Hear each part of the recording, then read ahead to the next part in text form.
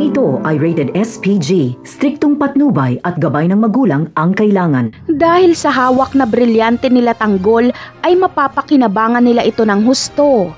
Bagamat hindi nila maibibenta ang brilyante na ito, ay ito naman ang dahilan ng kanilang pagyaman.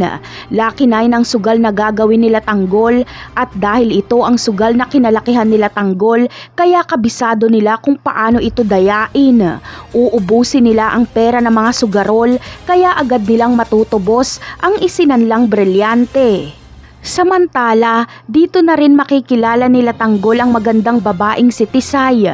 Makikipagsugal siya kay Tanggol at ipangpupusta niya ang kanyang sports car. Mahihirapan si Tanggol dito dahil alam ni Tisay na nandadaya sila Tanggol.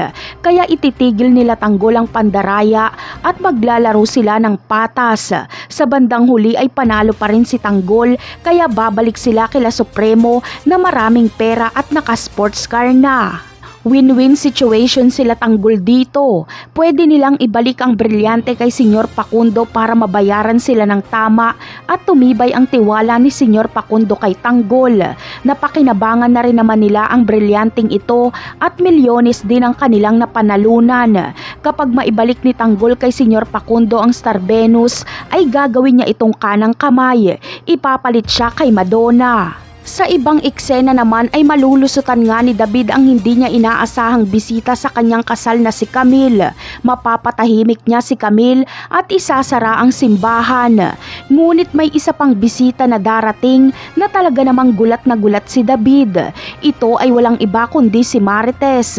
Gagawin kasi ni Ramon ang lahat para makapunta si Marites sa kasal ng kanilang anak kahit ipadukot niya pa ito. Kaya siguradong magugulat si David kapag biglang sumulpot ang kanyang nanay. Napakarami pa nating dapat abangan sa mga susunod na episode. Paalam!